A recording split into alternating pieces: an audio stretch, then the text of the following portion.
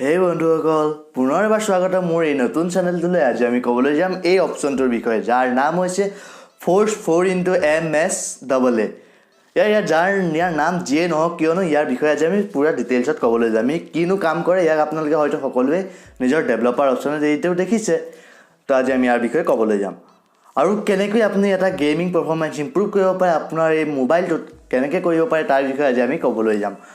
আহক আপোনাৰ এই মোবাইলটোত কেনেধৰণে গেমিং পাৰফৰ্মেঞ্চ ইম্প্ৰুভ কৰিব পাৰে তাৰ বিষয়ে আজি ক'বলৈ আৰম্ভ কৰোঁ।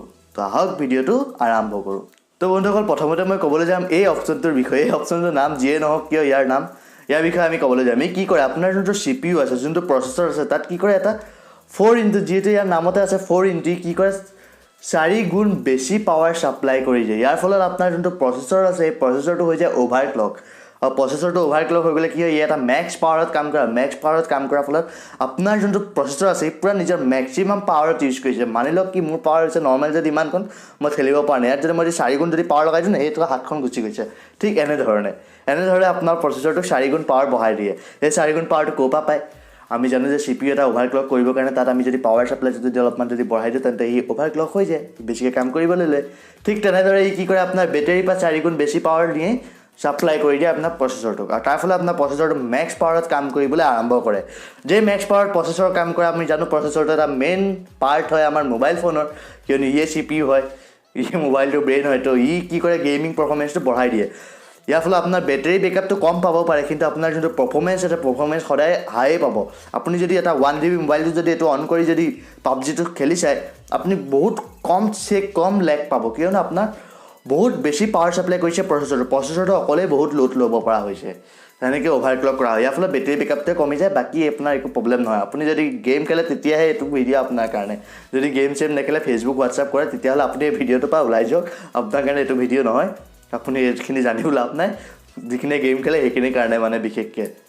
এতিয়া আমি ক'বলৈ যাম আৰু কি ছেটিংছ সলালে আমাৰ গেমিং পাৰফৰ্মেঞ্চটো বেছি ইম্প্ৰুভ হ'ব। তো আহক তাৰ বিষয়ে আৰম্ভ কৰোঁ ক'বলৈ। চবতকৈ প্ৰথমতে আপোনালোকে যাওক ডেভেলপাৰ ছেটিংছত। এতিয়া ডেভেলপাৰ ছেটিংছটো কেনেকৈ আনেবল কৰিম? ডেভেলপাৰ ছেটিংছটো আনেবল কৰিবৰ কাৰণে আপোনালোকে মোবাইল ফোনৰ এবাউটত যাওক। এবাউটত গৈ দেখিব বিল নাম্বাৰ। আপোনাৰ যদি নৰ্মেল বেলেগ মোবাইল হয়, বেলেগ কোম্পানীৰ মোবাইল হয়, তেন্তে বিল নাম্বাৰ থাকিব। যদিহে MI মোবাইল হয় তেন্তে আপোনাৰ ইয়াত থাকিব MIUI ভিজন। তাত 8 বাৰ ক্লিক কৰাৰ পিছত লিখা আহিব যে ইউ গট এ ডেভেলপাৰ। যেতিয়া আপুনি এই ডেভেলপাৰটো পালে, সেই ডেভেলপাৰটো বিচাৰক কোনখিনি জেগাত আছে। আৰু মোৰ MI ফোন, যিহেতু মোৰ MI ফোনত এডিশ্যনেল ছেটিংছত ডেভেলপাৰ অপশ্যনটো থাকিব। ডেভেলপাৰ অপশ্যনত গৈ পেলাই ইয়াত আছে যে এটা GPU 2D ৰিগাৰ্ডিং, এইটো অন কৰি দিয়ক। আপোনালোকে দেখি আছে হয়তো ছাইডৰ স্ক্ৰীণত, মই সেইটো নামটো কোৱাত ভুল কৰিব পাৰোঁ, কিয়নো মই ভিডিঅ' ৰেকৰ্ডিঙে কৰি আছোঁ, মই চোৱা নাই কি আছে। তো আপোনালোকে যাওক সেইটো অন কৰি লওক। সেইটো অন কৰি পেলাই অলপমান তললৈ গৈ পেলাই এই অপশ্যনটোও দেখিব, যোনটো আছে ফ'ৰ্চ 4 MsAA। এই অপশ্যনটো অন কৰি লওক। ই আপোনাৰ মেক্স পাৱাৰত কাম কৰাত সহায় কৰিব। আৰু এইটো যোনটো মই GPU ক'লোঁ 2G GPU অন, ই কি কৰে আপোনাৰ যোনটো গ্ৰাফিক্স প্ৰচেছৰ থাকে GPU, যোনটো আপোনাৰ তাত এণ্ড্ৰিনো থাকিব পাৰে, পাৱাৰ ভিআৰো থাকিব পাৰে, হয়তো মালিও থাকিব পাৰে। মোৰ ইয়াত যোনটো আছে MIত আছে এণ্ড্ৰিনো 509, সেইটো ইউজ কৰা আৰম্ভ কৰি দিয়ে, কিয়নো 2D এটা বস্তুটো সেই গ্ৰাফিক্স কাৰ্ডখন ইউজ হ'ব, তেতিয়া আপোনাৰ পাৰফৰ্মেঞ্চ আৰু বাঢ়িব। গতিকে আপোনালোকে সেইটোতো চবেই অন কৰিব লাগে নিয়মতে। এইটো অন কৰি লওক। এইটো অন কৰি পেলাই যোনটো এইটো অন কৰিলে MsAA, এইটো অন কৰাৰ পিছত আপোনালোকে আৰু তললৈ যাওক। এতিয়া কি হয় ৰেমৰ কথা। আপোনালোকে জানে যে আপোনালোকৰ মোবাইল ফোনত কি হয়, বহুতো এপে বেকগ্ৰাউণ্ডত চলি থাকে। এই বেকগ্ৰাউণ্ডত চলি থকা এপবোৰ কেনেধৰণে বন্ধ কৰিব পাৰে সেইটো বিষয় হৈছে, তলত যাওক এটা দেখিব ষ্টেণ্ডাৰ্ড লিমিট, তাত যোনটো আছে ৰেম, আপুনি এটা বা দুটা কৰি লওক। মইতো কৈছোঁ আপুনি এটাই কৰক। যদি আপোনাৰ কম GB ৰেম হয় তেতিয়াহ'লে এটা কৰক। যদি আপোনাৰ অলপ 2 GB 3 GB হয় তেন্তে দুটা কৰি ৰাখক। তেতিয়া কি হ'ব, আপোনাৰ দুটা এপতহে মাত্ৰ বেকগ্ৰাউণ্ডত চলিব পৰা আপুনি পাৰ্মিশ্যন দি ৰাখিছে।